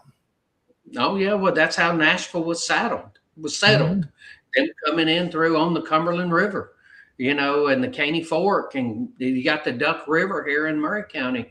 That's how everybody traveled. And can you imagine that was your way of travel? Or the Natchez Trace if you were coming up from New Orleans, coming up this direction. So Natchez, Mississippi, coming up this direction. So but to remember it and study it and to think about it and to talk about it keeps their stories alive, especially when you do some research and you find out that those people that wanted to build that bridge, and they were selling it and they were talking about it, that's a heck of a story. Yeah. And, that's something, I'm not telling you what to do, but to document at some point in time before you pass on, so nobody has to recreate it. And you can say, hey, look, I read here that these men were wanting to build a bridge at this date. And, and you keep their names alive and you keep that story alive. And I see that's where we are, because history hasn't ended. We create history every day. Yesterday is history. Today is the present, and tomorrow is a mystery. So you have to think about it in those terms. Okay. So what you did a week or two ago, 3 ago, a year ago, that's all part of the history. And at some point in time, somebody is going to want to know about you, just like you want to know about your ancestors. Here's something, Jason, I worry about we're losing. Modern technology gives us at the tip of our fingertips here to get whatever we want. But we think about newspaper as it's slowly but surely disappearing. That is such a resource I use on a daily basis for information. Social media, in a way, is some like those old local columns in those newspapers. But yes, it will be there, but no, it won't be forever. We're losing those paper copies of things now with everything digital, which is great. That where will research be in 40 and 50 years when you want to go back and find out about grandma that planted flowers in her garden? Those things are, we've got to document. Sometimes I think we all need to be writing diaries. I mean, look how much information comes from those about our ancestors' lives. When somebody's researching us 100 years from now, how will they find it? And John, that is a perfect analogy of where all of this is going. We're looking back at things that were documented on paper. Okay. Now we have so much, and with these newspapers gone, there's not all of these little human interest stories in there. You find them on Facebook or, and all of these different places that are out there now. But I mean, what about let's just say that the plug got pulled on all of this modern technology, data center, computer backup stuff, and it was all gone. Well, we've lost the last 10 years of history, because how much have you written down? Yeah. When was the last time you took a pencil and a piece of paper and wrote something? You type it up, you save it on the computer. Think about it. If you lost your computer and you lost every one of your backups and everything you had done, how much data is gone? And just think about it. That's good you said that, because I do want to mention that, and the preservation of our own personal research and our records. Now, there'll be some that'll disagree on some of these, and that's okay too. Make sure, if you mentioned your digital files, make sure you've got them on your local hard drives. You've got to back up off your machine itself. Getting it in a secondary location outside of your house, maybe at a family member's house. Have your backup copy. Lord forbid your house ever burns or a tornado comes through. There you go as well. And you got paper copies too. It's important to have this. And I'm going to tell you a resource I use daily. Now, again, you have to be careful. I'm still the same way. What you're putting online, even though you can find out anything you want about anybody in just a few seconds. And we've done a sample of that recently, how easy it is to find stuff. But Google services, again, I wish it was a paid sponsorship tonight, but it's not. But some of the resources Google has, such as their Google Drive, that's just one. There's others. There's Dropbox. Google seems to be the most affordable right now. I use that for all of my local history stuff. And there's family history things on there as well. Things I'm not worried about if somebody has.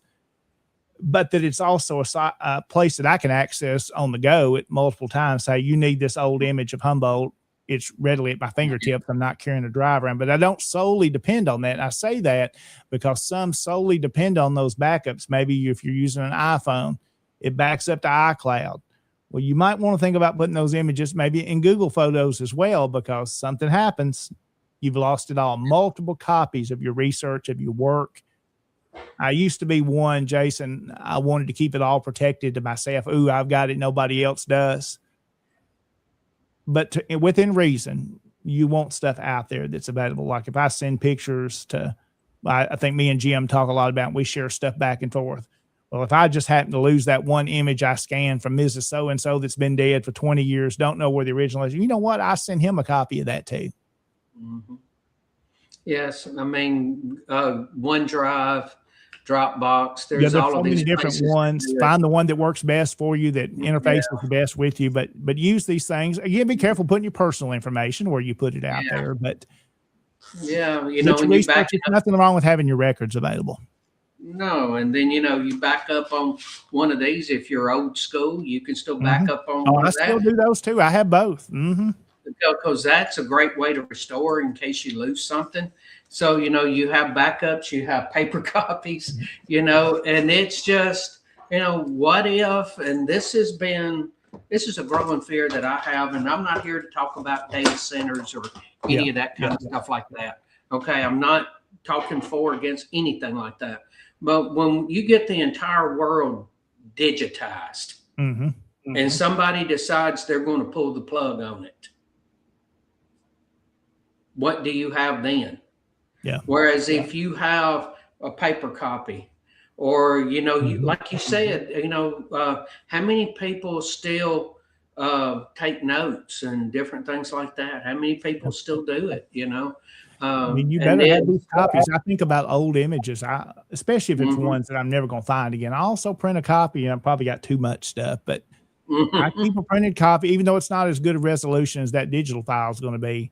But if something happened, at least there's another copy. And keep yourself organized. I'm terrible at keeping stuff like that organized. My folders better. And I need to do that better, especially when you go back and rediscover something you found 20 years earlier and you didn't know you had. Like, I'll use an example. Let me show you this one. I'll reach up here. I said, when we were doing some research a while back on our Confederate monument here in Humboldt, I said, well, somewhere I scanned or took a photograph of a postcard. It's 1915 is the postcard. So the monument's about a year old. I said, who had that original image that I scanned and took a photograph of? Well, who had that? And there I'm going through a file. Guess who has the original image? You did. I forgot I even had it. Yes. So organize yourself. You lose. It's easy to lose things when you start getting into genealogy and history research. There's so much data. There's so much information.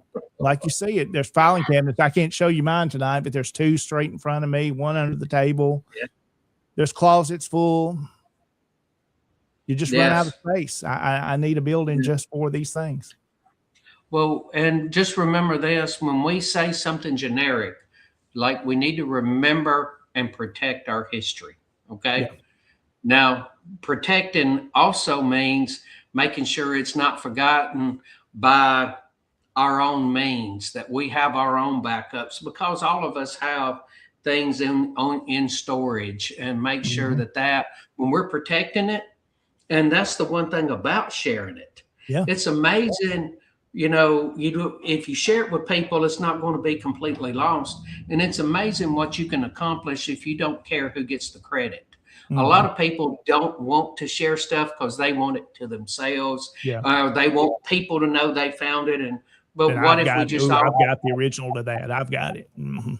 yes. And, but how about if we just share it all? And that way, if something happens to me, well, if I sent copies to John, like you were talking Yeah. earlier with Jim Collinsworth, Mhm. so share these things a lot, because that's also protecting, because It you're is. making sure that this one photo, and that might be the only photo, Mhm. doesn't get lost, thrown away, burn up Yeah. in a fire, something, so Ask your relatives to let you see. This is always a challenge. It still is today. You would think people would be more open. Your old family photographs, and when I say old, I'm talking about 1930s and older. yes, The photo, at least if you can't get them to a scanner where you can scan a high quality, at least take your phone and get an image of them in good lighting. There's things now in the last 20 years you put off. I'll get that done eventually. I'll do that eventually. And now that option and that opportunity is not there anymore. Get those Yes. family stories while those people are living, write them down. We have so many devices to record stories. And sometimes it's hard to get people to tell stories if they know they're being recorded. But Yes. document, a lot of times we've all got it in our head. I know our local history, people say, why don't you write a book? To me, that's so hard to do because there's so much information, and one story may recall another one. Well, if I'm going to put it on paper, well, I may tell you all about this piece of property. Well, then you get to another part you're writing about. Oh, I forgot about this part. yes, We've got to work somehow that we get the stories that we've learned, this information that's in our mind, to paper, to a digital form as well. That's something I've challenged myself to do a better job at, because I've Yes. learned so much. You talk to so many people, you get so much information, then you start to compile it, and it's fun. Yes. I wish there was a way to do it for a living and make a living at it, but hadn't found that way yet. yes. And this is, and I'm glad that we've talked about this, and all of this has to do with the genealogy work, Yeah. because if you look back, you see what he was going, all of this paperwork, and paperwork, it's on its way out. Mhm. And the longer and farther it gets, and somebody pulls the plug on all of this information, and they control what you have access to, then then before long, there's going to be this big gap in history that's going to be our time. And your great grandson might be wanting to know something about you, and they'll go, oh, well, that was the time that all the data was lost. Mm-hmm. And, I always say this, Jason. We talk about what do we preserve. We're talking about kind of our family histories tonight. We hear the big stories in the war between the states, War of Northern Aggression, Civil War, whatever you may call it. We hear about the generals and the colonels, but I really love hearing about that private or that local guy that enlisted and learning his story. It's not the bigger stories matter, the General Lees, the General Forrest. They're very important to play the big role. But the local man that went off to them, that came back to West Tennessee and said, I rode with Forrest. I want to know about his story. And that's our job as the SCV. We have many roles that we do, Jason, today. We know in the SCV, some work best maybe being in a flagging event. Some work best doing a motorcycle ride to raise funds for something. Some do best just doing genealogy and history work. Some do best writing books. But we can always remember we are a historical organization, and we have to document and tell the story of the Confederate soldier. People say, why, here locally, some things going on that you've seen us talk about here with the local folks and some folks would like to see the Confederate monument moved, removed, relocated, whatever they may say it is. Why they come, they say, what is the SCV doing? And I'll sometimes turn around, hey, you can help. You can be a part of this. We need your help too. Yeah. But they look to us as an organization, the Sons of Confederate Veterans. All they know is that we defend the Confederate soldier. And I thought about that. Somebody said that to me this week before a board meeting that I don't really know too well, but I kind of know where he stands politically. But he says, I know y'all do a lot of work to do this. Please save our monument. Please tell the story of these guys. When somebody that doesn't have a lot of interest in history is pleading, we've got to do this. That is our charge. And Jason, you quoted it many times, and we look through it and we break it down and we read it. What are we supposed to do? Yes. Well, and you read all the way through that, and it's more to it that was said in April 1906. Yes, and if you think about it from the point of view of that, it is not just what happened between 1860 and 1865. It was how, after the war, the people of the Southland pieced their lives back together, because everybody in the Southland had been affected. Everybody. And when I see this monument that says in memory of our Southern heroes of Gibson County, Tennessee, naturally most people take that to the time of the war, 61 to 65, and their heroic efforts. But I even start thinking, that's more than just that time period. Even though the monument says that time period on it, says 1861 to 65. But those Southern heroes are also these guys that came back to Humboldt, Tennessee with literally nothing and built this town to what it is today. A town that had been ravaged by the war, had just got started before the war, nothing left. They came back and built it from nothing. These farms that were destroyed, these families put their lives back together in some way.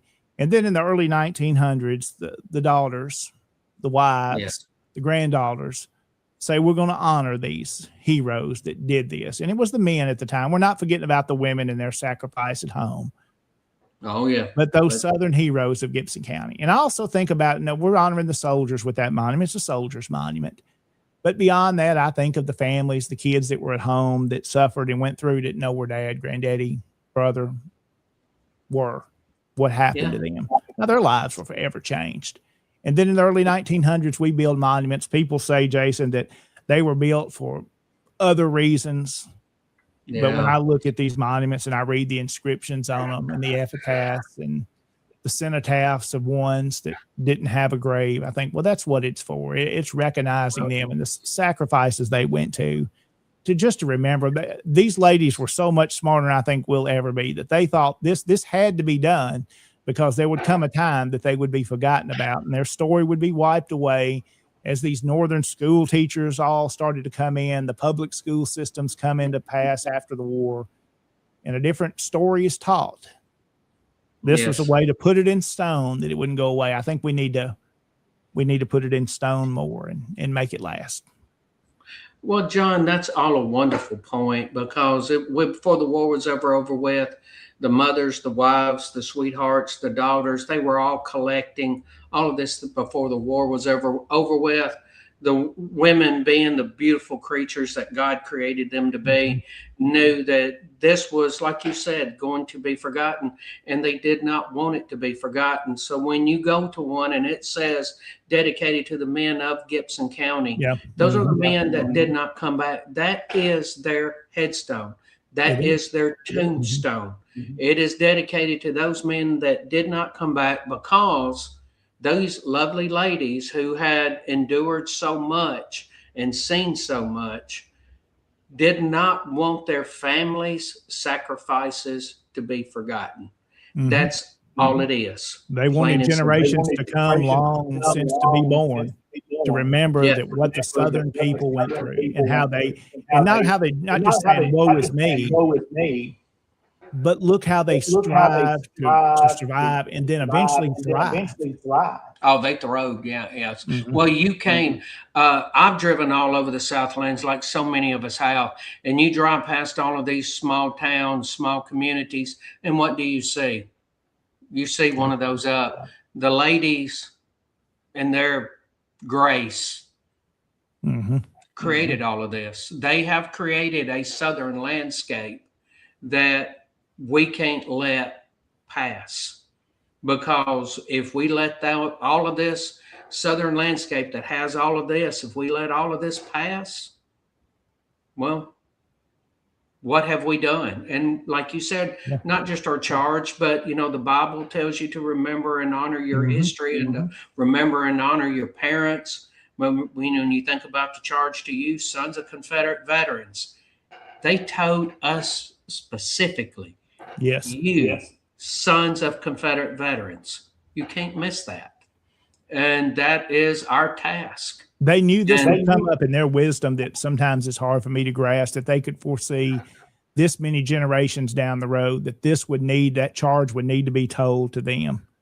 That Stephen Bill Lee would need to say, guys, you have got to do this. You've got to remember these things. You've got to do these things, because they were going to be forgotten. They knew that would happen.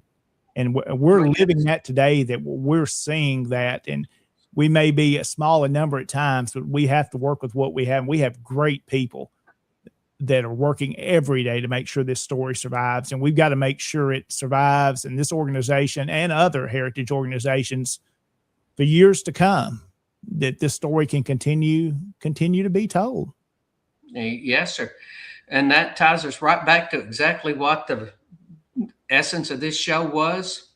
We were talking about how to do genealogy work, how to learn about these people, how to learn who your ancestors are. That lets you learn the stories of the generations before you. But it also, in your efforts, should be teaching us what we need to do to make sure that our stories are being left for more generations yet unborn. So, because at some point in time, they're going to know, well, let's just talk about an overall big picture, something we're working on there at Elm Springs with the reinterment, Nathan Bedford Forrest, and putting up the plaza. At some point in time, whether it's 50 years, 100 years, somebody's going to want to know something about that time. And we have to make sure that that's told. And we're doing a good job at it, and really starting to see more and more of our own story. Like you mentioned there at the museum, because 1896, we're 130 years old officially. Yes. We've got a long, interesting history ourselves. I get looking at some of our past Tennessee division commanders. Man, there were some really important people that served in that role and did a lot of good things in our state. Yes. And they cared about this. And I know the times have changed, and we get the further generations get out, I think, from the war. Things are just natural. They get forgotten about. You have so much history. But again, we said at the start of this, Jason, this war was fought right here on this ground. To me, that's why it's so connectable. I connect to it. And I have people say, how do you have, I said, I've got at least 40 I know of that are closely related to me that served in the Confederate Army. So it's personal. I can go to some of their graves and know that they fought in areas right. Then I've got the family stories where they hung one up by his thumbs. And I think what they went through, and he really took a stance, and he was pretty neutral in his stance, but quickly within a day or two, his son had enlisted in the Confederate Army. You made a decision at that point. You saw what these people were doing to us. And the blacks and whites treated the same way. There's local stories, and you probably know some in Middle Tennessee, how the blacks were treated. During that time by the ones coming down from the north.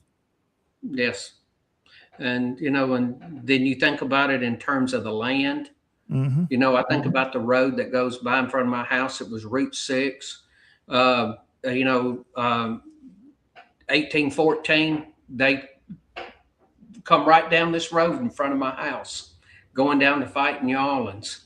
And then you think about Don Carlos Buell, the Federal general that brought his whole army down past what would have been my house. My house wasn't built then, but was on the road in front of my house, taking the men down to fight at Shiloh.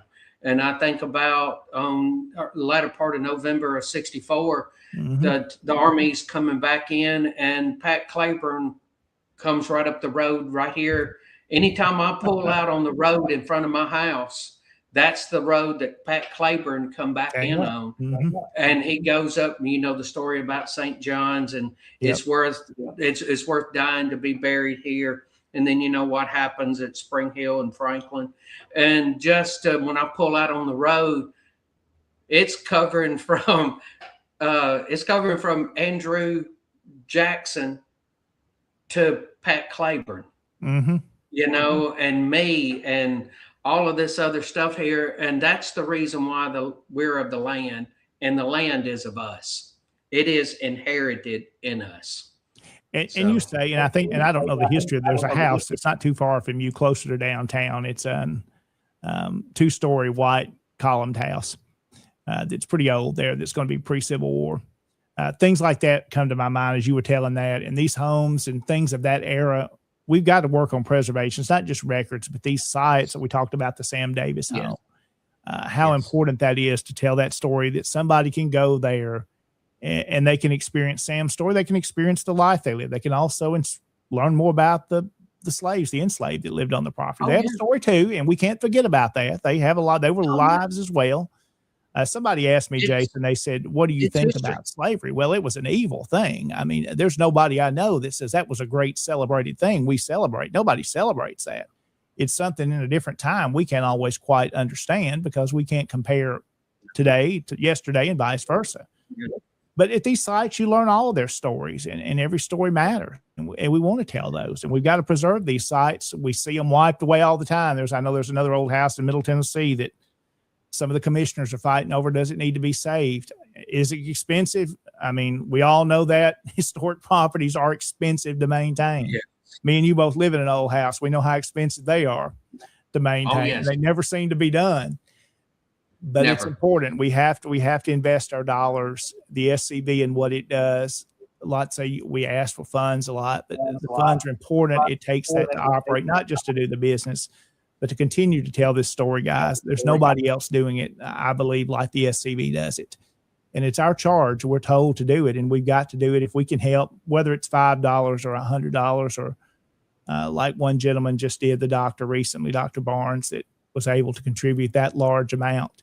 Whatever we're able to do and can sacrifice to do, I believe it's going to be blessed. It'll be important that we continue to tell them, because I believe the Southern people are honorable people. Was there a bad apple in every bunch? I'm sure there was, but they're good, honorable people that love the Lord. And you can see by the churches that were built in this area and how important that was. What happens when I know West Tennessee in this area, when they came here, 4 churches within the first year were established. How important that was, that the church was established. Yes. It says a lot about them as a people. That's what they depended on, the faith to survive. Yes. And they say that the religious revival that happened in the Confederate Army during the war was the 4th largest religious revival in history. Okay. And it can still be seen and felt today. Drive around in any of the countrysides, and you will see you can probably go pick out a dozen right now in Gibson County. Yeah, look who the churches, who they were founded by, for these former Confederates that came back, and many of them became ministers. And I see that in this area, so many of them that came back. There's Colonel Duckworth from Brownsville in Haywood County, and I've read some stories. He was a pretty rough man during the war, but afterwards he becomes a minister. Yes. So his life has changed, and you can see that impact even down to the road today of how many generations have come since him, that his role of teaching and preaching affected even to us today. Yeah, the impact, the religious revival impact is still felt. It's seen all over the countryside. It is seen on our courthouse squares with everything the UDC has done. And so the war is still alive and well. We see it, we feel it. It's in our churches, it's in our courthouses, on our courthouse lawns. It's everywhere. And it's just something that we were tasked to do, you Sons of Confederate Veterans. And just like I said, I've said it, others have said it. If not us, who's going to do it? Yep. And if we don't do it now, when are we going to do it? Yeah, if not us, who? If not now, when? Jason, it says it all as we wrap up tonight. We got a couple of things to mention before we close out here quickly. Oh, yeah. You look at the battle flag, the Christian Cross of St. Andrew. That's just one example of the many flags, what it represented. I think that says all we need to say. And you got the Pope flag right here. Yeah, I was looking at it too and thinking about Bishop Polk. Mm-hmm. Yes. Well, Jason, look, we need to mention a couple of events. We got to wrap up. We are pretty close to setting our record again tonight. We broke last time's record. We are going to hit 2 hours tonight. Before we know it, it will be Wednesday. This will be Tennessee Wednesday as well. Tuesday, our folks in Eastern time zone are at 9:55 right now. We're at 8:55 as we get ready to wrap up. I want to mention a couple of things tonight. I know Chuck Roydhouse sent us this. The Wilson County Tennessee State Fair is going on. General Hatton Camp 723 of Lebanon will be there. They'll have General Hatton's delicious caramel corn there, as well as their recruitment booth set up. They always have a good booth there and a good job they do. To Tom Wood, Chuck Roydhouse, and all the camp members there really support that. That's coming up. I guess that's actually coming up this week, August the 13th through August the 22nd. The Wilson County Fair going to be going on. So thanks to Chuck sending that in to us tonight. And Jason, you mentioned, I know you probably know more than I do about it, the Storytelling Festival at the Sam Davis home. Yes, sir. That's going to happen in a couple of weekends on Saturday, August 22nd. It's going to be from 10 a.m. to 4 p.m. And this is something that was started last year, and it worked out very well. And it's for people to come up, be able to tell the stories. We're going to have food vendors there. We're going to have different, like you said, literary vendors there. We're going to have book sales going on. And we have adults and we have a kid. So if a kid wants to come up and tell a story, we have a section in there for them. And it's just a good event. The house will be open. The museum will be open. There'll be plenty to do out there. And it's just a way to bring people to our site and to keep telling the stories that are out there. Yeah. Be a good program. Finally, tonight, we want to mention the Bradford Rose Camp and the Sam Davis UDC have their picnic coming up. It's a little ways out, a little over a month away. It'll be on September the 19th. That'll be at 4 p.m. Of course, it will take place at the General Longstreet Museum there in Russellville, just outside of Morristown. We were there for the Tennessee Division reunion at the Longstreet Museum, a great museum and a lot of work so many have done. I'm not going to try to name everybody that's worked on that property to preserve the history of that site and tell the story of our ancestors through the Longstreet Museum, but they have their picnic coming up September the 19th. So make your plans if you're up that way. It'll be a good event. I know they would love to have you. Tonight, Jason, if folks want to send us things, once again, here's where you send it to, Tennessee Tuesday Podcast at gmail.com, or reach out directly to me or Jason, and we'll be happy to get your information on the show. And if you can email that details to us, that gives us access so we can save those files and get them ready for the program. But if you'd also like to be a guest and you have a topic of interest, we'd love to have you on the program. We'll make it really easy for you. And we promise you don't have to talk for 2 hours unless you want to. But we'd love to have you on the show with us here at Tennessee Tuesday. Again, thanks to Connor and Harrison, or known as Moose, for allowing us to be a part of the SCV Chat Network. We enjoy doing this, and it's always a lot of fun on Tuesday night. But if you know me, I could talk all night about history and genealogy. My wife has probably already gone to bed and wants to know why I'm still in here talking, but we have fun, and we've had folks staying on with us tonight, and we do appreciate that. Finally, as we wrap up, let's mention our shows, Jason. Tomorrow night, we will have Sean McFall on Wednesday evenings for Look Around Florida. The Florida Man will be live tomorrow night. He always has a great show. And then on Thursday, and I believe I've seen that Moose has a rerun of their 100th episode. In that, I may be totally wrong on this if they're still in the comments. That may be the one that Ben Jones was on, I believe. Okay. Does that sound right? I believe that was the one he was on. Yes, it was him and Carl Jones. Okay. And that was a great episode, and it'd be good to see Ben Jones. Yes. And I believe they've got a rerun of that coming up on Thursday. Of course, that's the time you can share your events around the Confederation, and Moose will have those on during the program, so you can email him. And you know that email address off the top of your head. I've said so much tonight, Jason, I have forgotten it. Yes. In fact, I can pop it up here. That will be super helpful. It is scvyouthOutreach@gmail.com. There you go. If you want to send stuff to Moose for Thursday night. Yes. for Look Around Confederation when they'll be back live on Thursday nights real soon. And then on Friday, that's David Pope in the Douglas Southall Freeman Facebook group. David has programs on Friday nights. Sometimes he's live, sometimes he has reruns, and always great topics. So go join that group and you'll enjoy David's program on Friday night. We take a break on Saturday, then we come back on Sunday. Jason, who do we have Sunday night? Oh, the great Michael C. Hardy himself with Hardy on History. Great program. Absolutely. And it's at 7:30 Central 7:30, Time. 7:30. It's 8:30 Eastern Time, but it's 7:30 Central.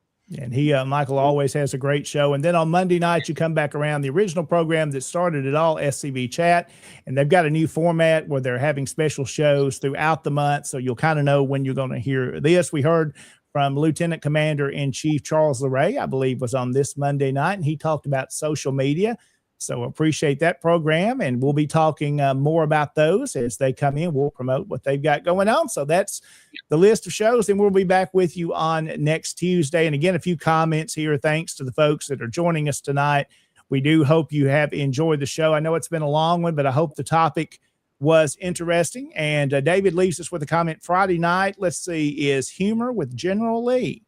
Came across an interesting book on the road recently. That'd be interesting to hear. So David's going to be talking about that on Friday night in the Douglas Southall Freeman Facebook group. As David says, he is right, as he has officially taken the role as the genealogist in chief. I got the title right, and I didn't have to write it down.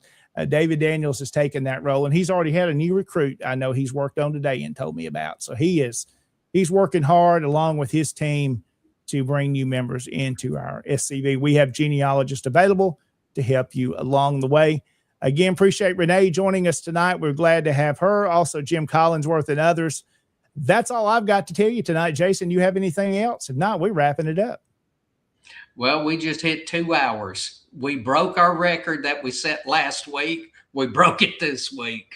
I don't know if we're trying to break the record each week, but I do need to mention this, by the way, guys. Next Tuesday, which will be the 18th, me and Jason, you have a camp meeting. I have a tour of the archives we're giving.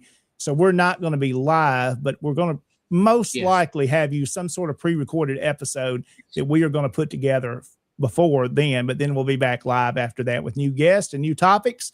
So hope you'll be back with us very, very soon. Again, follow us at TennesseeTuesday.com. Have yourself a great rest of this week, everybody. Stay cool. God bless you. Thank you.